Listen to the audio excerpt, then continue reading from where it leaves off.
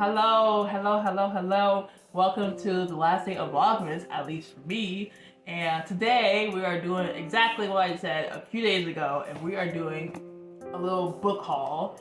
But first, welcome. If you watched all 12 days of my Vlogmas, you're a real one, and I'm also a real one because I actually believed in myself and I did all of this within 12 days, and that is crazy. I thought I was gonna struggle. I almost missed a few videos. If you guys look at some of the update times on when I upload these videos, some of them will put on the next day, but you don't know that. You don't know that for real. But quite exciting. Please ignore the fact that my camera is not above my head. I just have to zoom in, and by zooming in, I can't literally have this camera fully focused on my head. So here is my full head. You will no longer see it again. Anyway, I have this lovely stack of books right here that I've talked about. Let me see if I can even lift it. Yeah. And they have been literal paperweights in my apartment for the last, I would say year. I would also say I collected some of these books over time. So some of these books are from a few months ago in the summer, but I've really never truly read these books. I just brought them here for free. Granted, they're free books. Well, one of them is not free, but don't worry about that. I'll tell you about that later. But essentially I have these books because, little quick story time, again. When I was younger, big avid book reader. Big avid book reader. I loved the Scholastic Book Fair. They were like my place of like almost worship because I loved their books. I bought the Percy Jackson book series there. I read the Harry Potter book series. I loved Diary of a Wimpy Kid. I loved Charlie Bone. I loved like Junie B. Jones. I love the Roman Mysteries. I love the Fairy Tale Chronicles. Like I just loved all of these book series growing up. So clearly I still had a little bit of that even now, even with technology, but as you know, I don't read, so I just have the nostalgia of books without the actual reading of them. But hopefully, what my goal of this video is to do is to show you guys these books, but also push myself to actually read them as well. Because I have these books here and I just have them just laying on my window looking pretty, but I don't want to be one of those people who just have a lot of books and don't read. Even though I tell you all the time I do not read.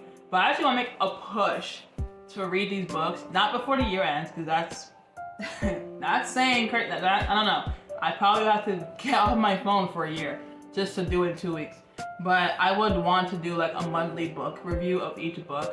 A month is kind of crazy too, but I'll start with the smallest ones just to give myself some time. Just to like review it and also be held accountable for these books. So that is my goal, my main goal of just now.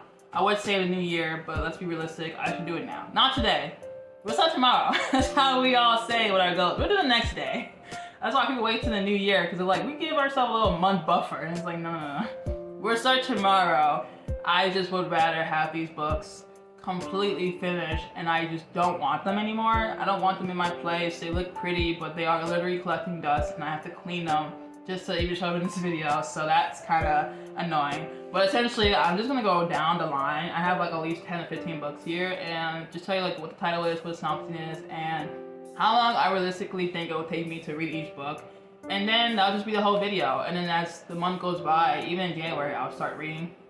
I'm gonna start now, but like I'll probably do it either at the beginning of January or at the end of January. So like the end or beginning of each month, or you know, whenever I feel like it within the month, to tell you, here's a new book I read, and give you a little synopsis of what's going on and see if it's like a good book or even a good series. Because some of these books have a series, and that's gonna be my way of knowing, like, if the first book is good, I should definitely go for the next book. If I just feel like it's forgettable, then I'm just gonna stop there, because it's easier to get a book, but it's harder to get the series. So I got these books for free, so they're all like donated books from other places. And to get the series, I have to either look online or buy it myself, physical copy, which honestly, I switch back and forth, but physical copy literally is probably the better option for me, because I will be forced to look at it, versus if it's on my phone, I'll easily just like leave it on a different side of my phone and have like 20 apps that are like gaming, YouTube, and like streaming services all in one place and be like, I'd rather just watch the live action. That's not good. actually, I might compare some of these live actions. I know some of these books are based on things. So, I'm gonna do a little lovely review video for you guys. I will not be doing a book talk type anything. I know TikTok is being banned eventually. So everyone who does book talks is probably gonna move to like one or other YouTube, like social media algorithms to do the little book talk. But I'm not gonna do that because I am not your Spark Notes. I could not tell you the main points of every book. I did well in school, but not enough to want to keep caring. But enough chatting about random things. Let's get into this book pile. Some of these are gonna be kind of hard to explain because I don't know what these books are about, and the synopsis is not there. But the first book, which is a series, is called The Eye of the World, and this is obviously a very popular author, which is why I got it. Robert Jordan. He makes like a lot of books, and unfortunately for me, this is book 1 of 14. I don't know if you can see that, but literally on the back, you can see all 14 books that he written just for this series. So I couldn't tell you if I read all 14, but it's a really hefty book. Literally so hefty. But that's the first book I have. The synopsis of it doesn't exist, so they have like a 2-sentence that they have on the back, and it just says the wheel of time turns and ages come and pass. What was, what will be, and what is may yet fall under shadow. Let the dragon ride again on the winds of time. I don't know what that means, but I will read this book. It smells okay. I think you can tell a lot. No, I can't. I like the book smell. The book smells amazing. But this is a book. This is a book. I don't know if there's a movie for it because I just never cared to look for it. But I knew this author was very famous. So I legit was like, okay, cool. I'm just gonna get this book because he is a popular artist. But this is one of the many books that they have. Here's one chapter. They literally have that beautiful art right there, and I never knew. So, one book down. This is not in any order. I'm not gonna read this book first. This is, how many pages is this? This is literally 819 pages. So, I'm not doing that. Thank you very much. Next book. I also don't know where I got half these books from, so I couldn't really tell you. And some of these pages are messed up, but it's okay. This one is called A Good Marriage, and it's by Kimberly McCreight, right? And that's what that cover looks like. There's a woman on the cover. It looked interesting. A Good Marriage sounds like the movie, actually. Wait, the one with, is it called A Good Marriage? Oh no, The Marriage Story. The Marriage Story starring Scarlett Johansson and Adam Driver was a really good movie. They got divorced. Oh gosh. Spoiler warning. Great movie. They got divorced though. So even though it was about a marriage, it was about a marriage about two people who were still in love with each other, but they just knew they weren't right anymore. And they tried to divorce amicably. But then like lawyers and people in their lives would tell them like, hey, you need a lawyer because you need to get more stuff because you do this and you do that. But in the end of the day, they legit were just like, you know what? No, we are good on our own. We're still really good friends. We do not need this much trauma. Like, you know, and they had a kid together. So anyway, that is not what this book is about. This book, I'll turn off the lights so I can't even read right now. But the synopsis is, with a new job at one of New York elite law firms and her brilliant, devoted husband, Sam, Lizzie Kitsakis has everything she ever wanted, and then suddenly it all falls apart. No, that's a lie. It wasn't sudden, was it? Long ago, the cracks in Lizzie's marriage had started to show. She was just good at averting her eyes. The last thing she needed is to get involved in a murder case. Oh. But her old friend Zach is desperate. His wife Amanda has been found dead at the bottom of the stairs in their Brooklyn brownstone, and Zach's the primary suspect there. As Lizzie is drawn into the dark hearts of Atlantic Park Slope, she learns that Zach and Amanda weren't what they seemed, and that their friends, a close-knit group of fellow parents at the exclusive Brooklyn Country Day School, may be protecting troubling secrets of their own. By the end, Lizzie must decide whether her own marriage can be saved and ultimately what it means to have a good marriage.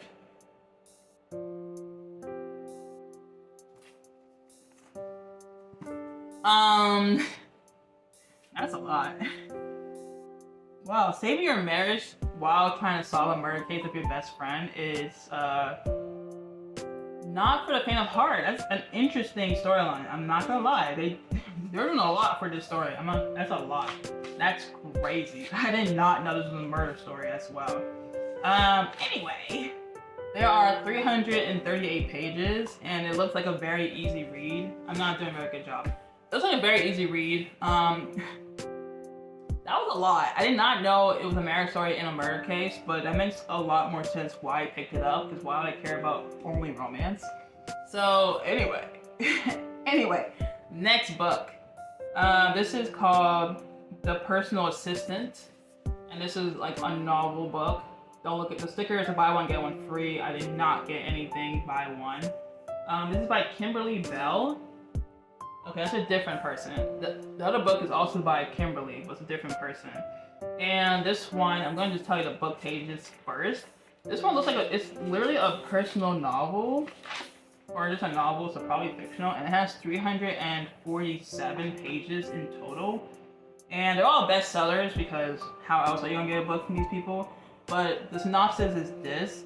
When Alex first began posting unscripted family moments and motivational messages online, she has no intention of becoming an influencer. Okay. Overnight, it seemed that she amassed a huge following, and her hobbies became a full-time job, one she couldn't manage without her sharp as a tack personal assistant, AC. Like the acronym, AC. That's kind of funny.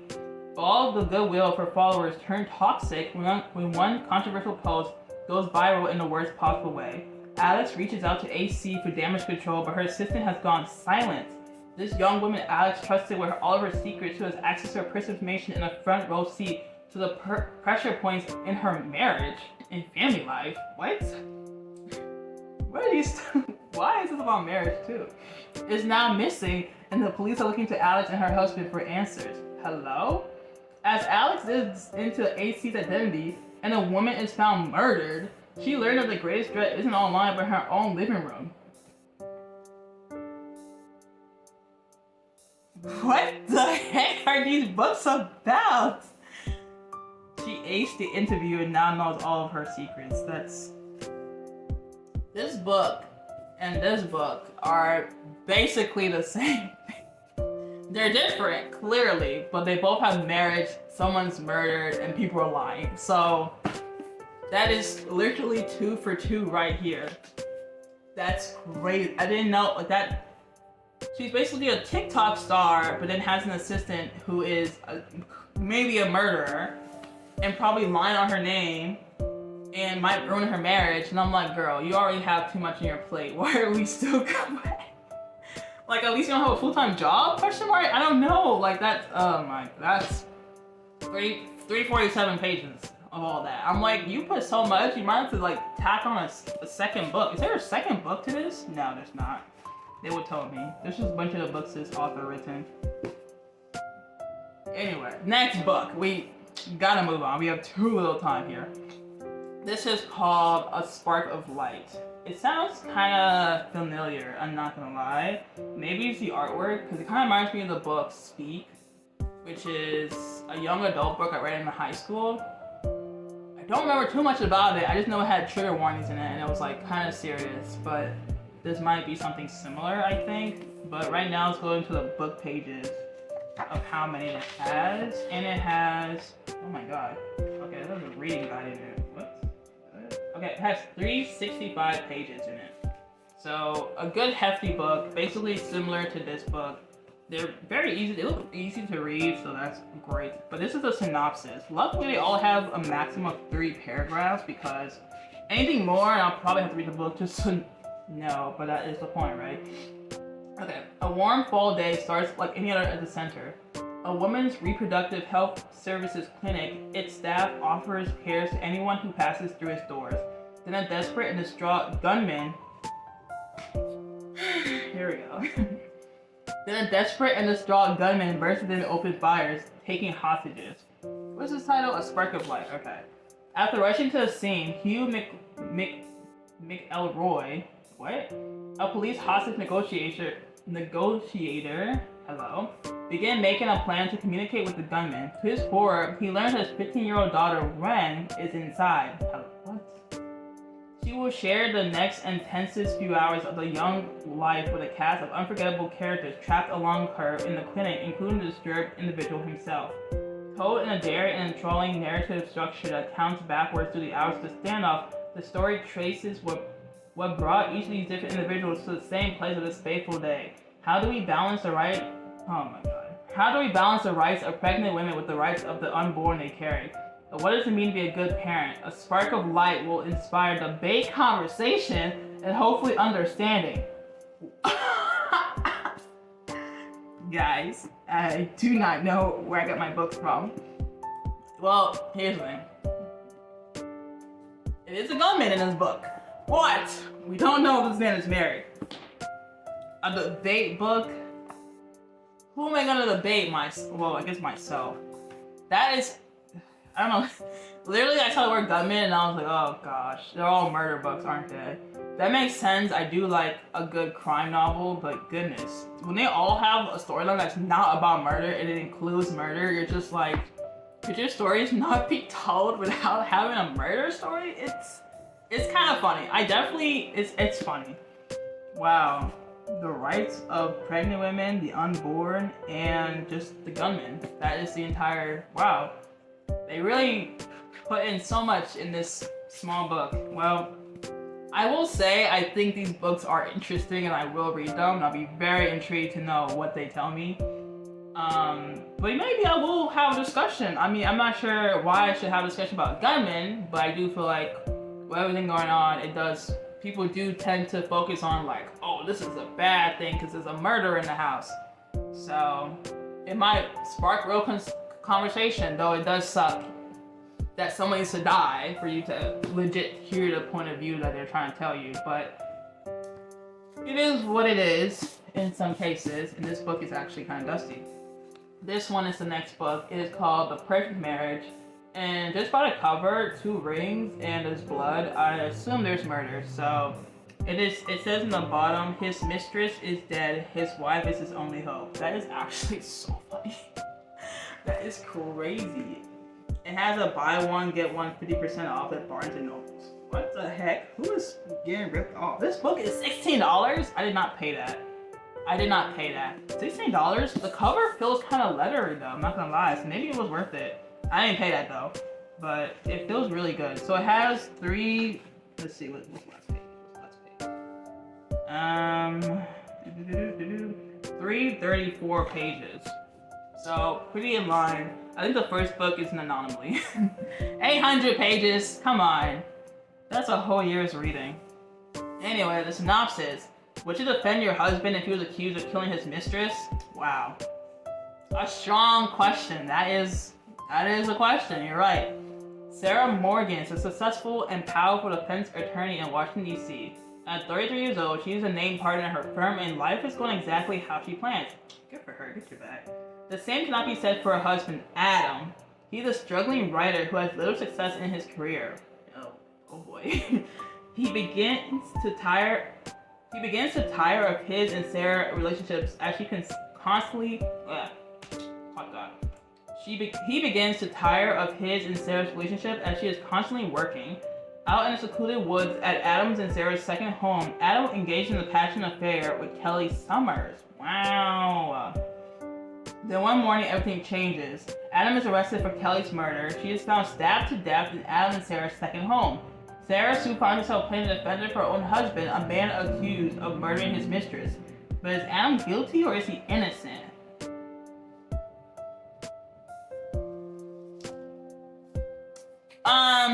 I feel like I got the most questionable books ever. What the heck? In my humble opinion, doesn't matter. No, I'm kidding. If you kill your mistress and you're married, I personally don't think you should be going to your wife or boyfriend or whoever you know that is their district attorney when you're supposed to be with them. But that is my opinion without reading the book. But The Perfect Marriage started off not perfect. I don't know. He's a writer and he's cheating on us. Anyway. You know what? Nope. Not doing it today. That's crazy though. She should be able to let him go to jail. Go find yourself a man who is successful with you, because that's crazy. Anyway, next book. I don't know what this says. It's in cursive. I'm gonna try my best. The Last Thing He Told Me. Okay. Oh, it also has an Apple TV sticker, which means it's on Apple TV. That's very interesting. The Last Thing He Told Me. It's funny because Apple TV, it has like really good shows. Like I've seen shows on there, but they don't promote them. They do not promote their own shows. That is insane. This book is $18? How many pages? Oh wow, there are no page numbers. Alright, so the number of pages are 306 pages. This is literally more expensive than The Perfect Marriage. This is $16 and this is $18. And in Canada it's $25. I don't know about you guys. Maybe COVID messed y'all up, but like, why are you more expensive? I mean, you have like, kind of like a poppy, you can't see it, but it's kind of like a poppy cover, like it pops out. You can't see it, but it does pop out. Maybe, but the other book feels leathery, so that's weird. Oh, synopsis. I don't want to keep reading. I'm not gonna lie to you guys. I'm gonna read halfway, because I'm actually out of breath, but here we go. I'm gonna read half of it, and then the other half, I'll just read a book. Great. Before Owen Michaels disappears, he smuggles a note to his beloved wife of 1 year, protect her. 1 year. Despite her confusion and fear, Hannah Hall knows exactly who the note refers to. Owen's 16-year-old daughter, Bailey, who lost her mom tragically as a child, Bailey, who wants absolutely nothing to do with her new stepmother. Wow. As Hannah increasingly desperate calls to Owen go unanswered, as the FBI arrests Owen's boss, as a U.S. Marshal and federal agent arrives at her Saliento home unannounced, Hannah quickly realizes her husband isn't who he said he was. Goodness gracious, what is going on? And that Bailey just might hold the key to figuring out Owen's true identity and why he really disappeared. Hannah and Bailey tell to discover the truth, but as soon as they start putting together the pieces of Owen's past, they soon realize they're also building a new future. One neither of them could be anticipated. That sounded so boring. That doesn't sound like it deserves a TV show. It's just about a guy who lies, and he might have done whatever his boss was arrested for. I feel The Perfect Marriage might need to have a show, because imagine defending your husband who cheated on you.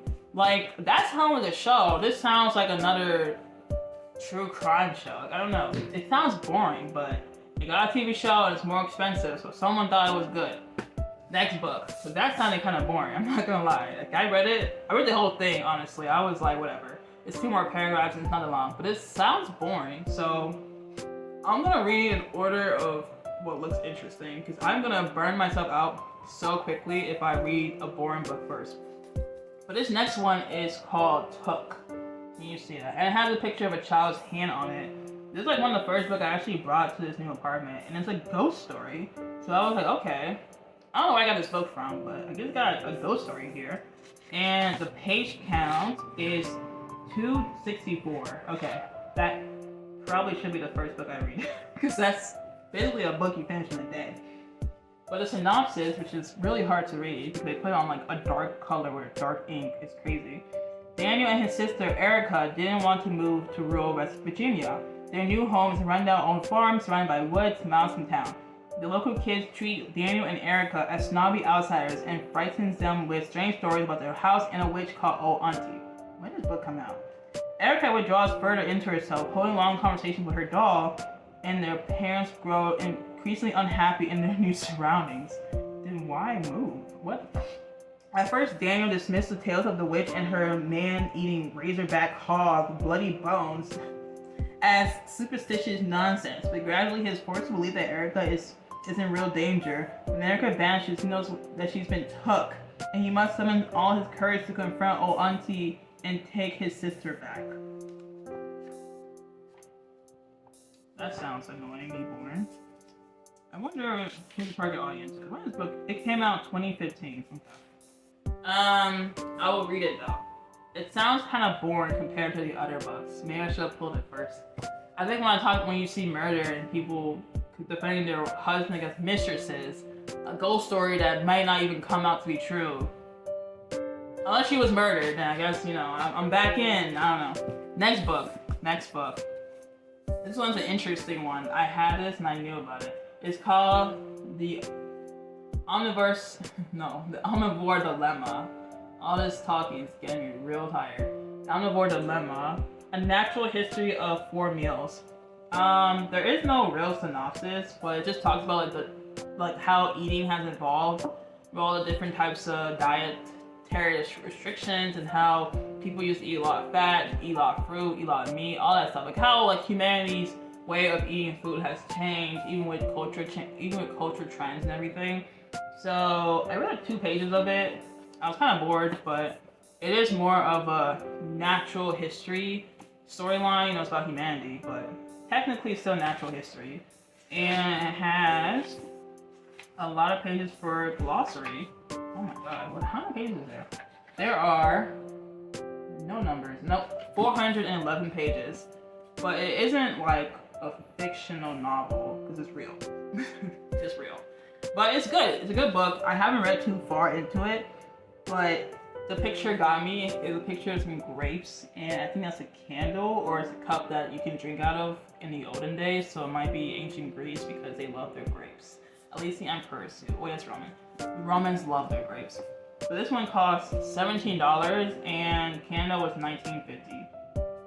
Another book was $17, but it was Canada $24. So I'm like, I think someone's getting scammed. But next book, that one doesn't have much to talk about. It's just real basic, real simple. And this one is another fictional book. It is called, well, maybe it's not fictional, but I'm gonna see.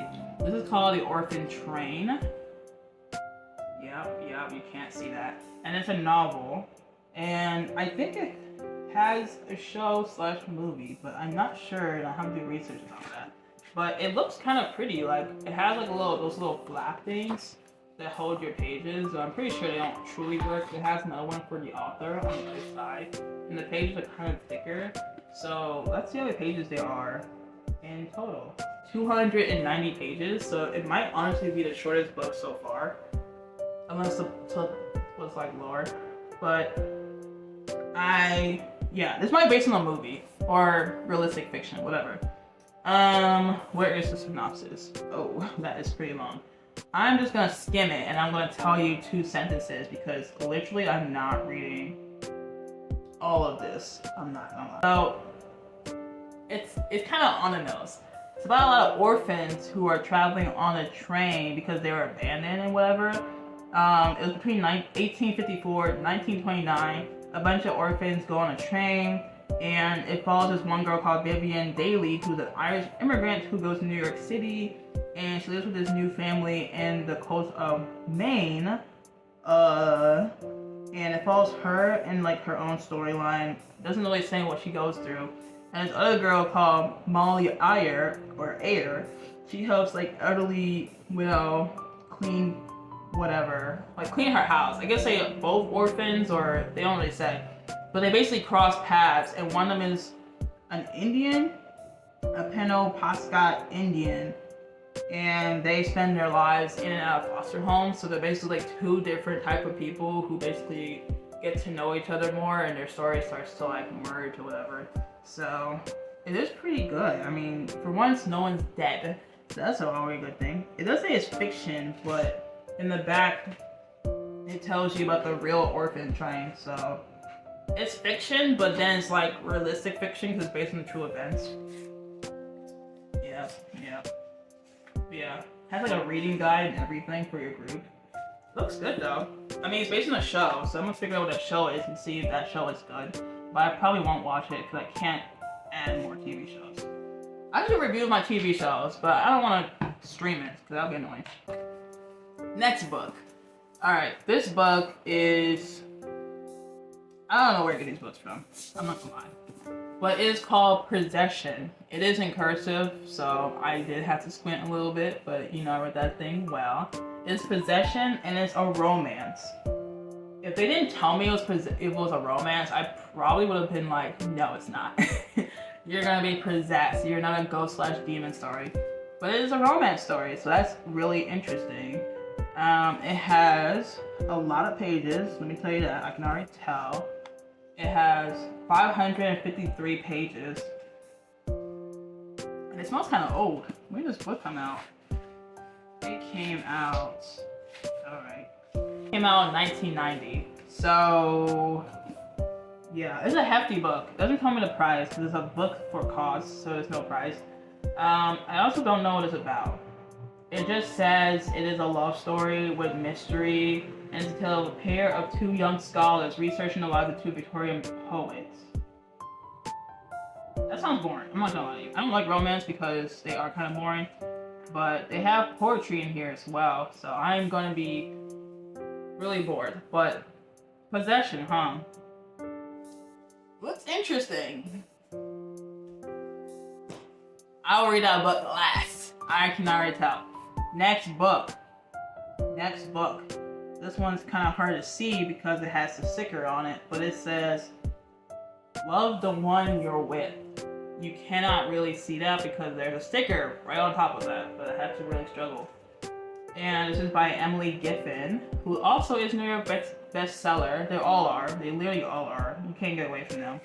I don't even think you get a book without them being like a New York bestseller. But this literally has 353 pages, so that's pretty good for a small book. And it's only it's $14, and in Canada it is $16. So the prices really do range. Like I'm realizing that. That's kind of interesting. Anyway, there's a one paragraph synopsis. So it says, Ellen and Andy's first year of marriage doesn't just seem perfect, it is perfect. Aww. There is no question how deep the devotion is and how naturally they bring out the best in each other. But one fateful afternoon, Ellen runs into Leo for the first time in nearly a decade. Ooh. Leo, the one who brought out the worst in her. Leo, the one who left her heartbroken with no explanation. Leo, the one she can never quite forget. When his reappearance ignites long dormant emotions, Ellen begins to question whether the life she's living is the one she's meant to live. Huh? Love the One You're With is a powerful story about one woman at the crossroads of true love and real life. Delusional. Delusional. You did not just say this man Leo brought out the worst in you, left you with no reason, and you're in love with him still, and you're like, maybe he's the one for me. Girl, you're delusional. Like, you're legit. I mean, why she go back to him? She's gonna be like, oh, I love him. You're delusional. That's crazy. Well, it's also a full romance and no one's dead. So this actually, so far, first romance book in my collection that is really good. I did not know it was blue and green. What the heck? Oh, it's like that on both sides. I'm just gonna say it was supposed to be blue and green because that's kind of cool. I'm not gonna lie. That's cool coloring. But that's the first romance book I have in this pile that I actually don't just be like, oh, yuck, put a murder in there. And it's called The Glorious Guinness Girls. It looked very pretty, so I had to cop it. This is by Emily Hurricane. I did butcher that. Not on purpose though, but I did butcher that. It says 3 sisters, one shared destiny. Ooh, we got a sibling story. And it has questions on the back. So this is a YA story for real. It's a reading guide, and it has 389 pages in total, so that's a pretty good read right there. I'm realizing the first book is out of the ordinary. I feel like I'm gonna read a Stephen King book with how big that is. Yeah, that's gonna be one of the last books I read, I can tell. But the back says, meet the glorious Guinness girls. Their glamorous lives fascinate a nation, but who pays the price of privilege? Oh, interesting. There's Eileen, the elderless, most poised, always submitting to expectations. Maureen, the middle child, defiant to the point of self-destruction. Oh, wow. And then there's this girl I can't pronounce. Nog, the youngest, trapped by a needy mother. Oh, wow. Descendants of the founder of the Guinness beer empire, they were the toast of 1920s high society, darlings of the press, and not a care in the world. But Felicity knew better. Sent to live with them as a child because her mother could no longer care for her, she grows up as a sister's companion. Both an outsider and a part of the family, she witnessed the complex lives upstairs and downstairs, sees the the compromises and sacrifices beneath the glamorous surface. Then at the party one summer evening, something happens that sends shockwaves throughout the entire household. That's how it ends. But it's a story about the haves and the have-nots, because that is true. That's interesting. And it's told in first person too, so I think it definitely follows, who is it? Yeah, it follows Felicity, which is the companion sister. That's pretty cool. This actually looks like 100 dresses. If you know that book, it's about a girl who literally has 100 dresses but gets bullied because she wears the same clothes every day, so no one believes her. But yeah, it kind of reminds me of that a little bit. Good read though. I'm gonna try and read that. This was $17 US, $23 Canada. Canada just has it rough. They just have it rough, I can tell. Alright, this is the next book I have. This is called The Birth and Death of J.J. Bunny, and it's a first-hand expose on the entertainment industry. So that's, I'm assuming, J.J. Bunny, right? And the back, it has, let's see. It has 120 pages, so far it is the smallest book I have.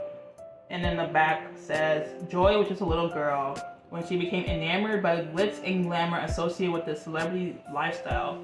A musical video of Madonna was all that she needed to set her on the path of aspiring to become a star. This book chronicles her foray into the American music industry and the African entertainment industry, Nollywood. Her scandalous experience therein and the lessons learned in her 11-year journey. In this deeply personal narrative, you are given a front row seat as she uncovers a rock concealed by the glitz and glamour and how God. And usually when I read books, I donate them immediately because I don't want them. But I kept it because it was a good book. I really did read it. It was really nice. So honestly, my first video will be about this book, which will be, it will be me cheating, but it's okay. I really did like this book though. It was very interesting the stuff that she had to go through. She's not American, she's from Nigeria. So she's been there a lot more, and then she came to America a little bit for the movies we have. But she was there mostly in Nollywood, so. Not to spoil it anymore, but it's a very good read, and I will be talking about this book first, so.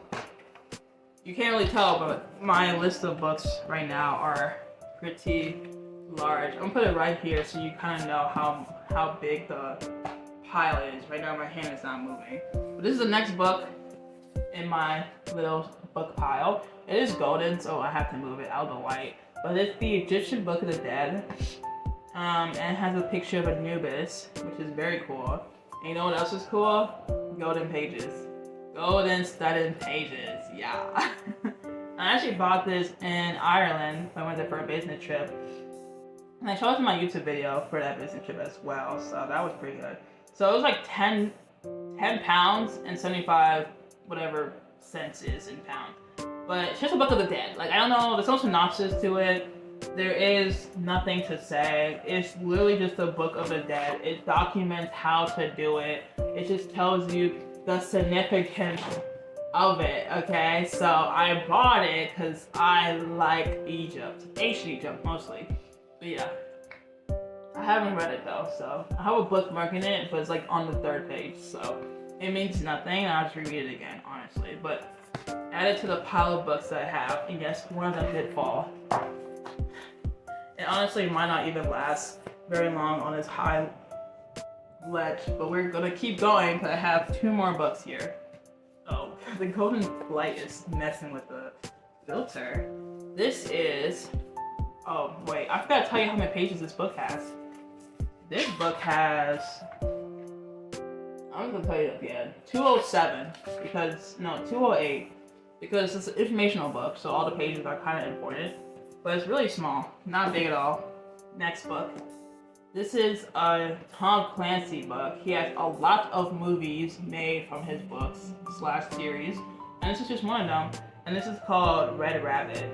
And there is no synopsis, so I can't tell you what it's about. But I can tell you the number of pages that he made for it. And there are 635. What the heck? What the heck? And it's non-fiction. No, it's not. No, it's fictional. That's just the other books he has. But I don't know what this book's about. I'm pretty sure this book is part of a series, and I just found the synopsis in the book. But it's a Jack Ryan storyline, so I know John Krakanatsky, I butchered that last name, but he's the main character in the TV show on Amazon Prime. I tried watching the show, but it was kind of boring, I'm not gonna lie. I've seen others, and they just look better.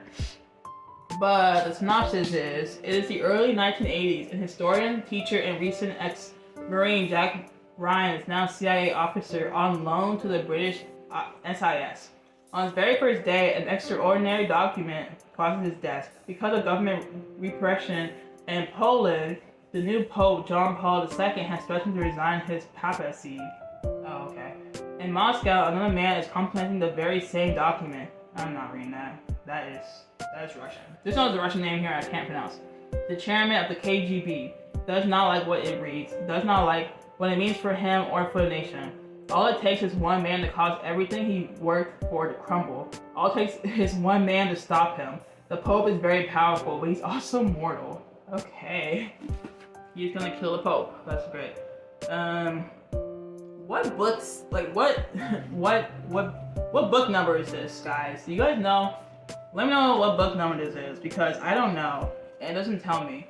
But Jack Ryan is like Tom Clancy's main character for half his books, so I'm really confused with like what series, like do I need to know anything about this man?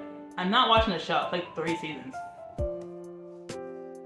Anyways, it's my last book, because I am tired and I don't want to read books that are in a series that already don't even have it's not in the first book, so I'm already gonna be like, wow.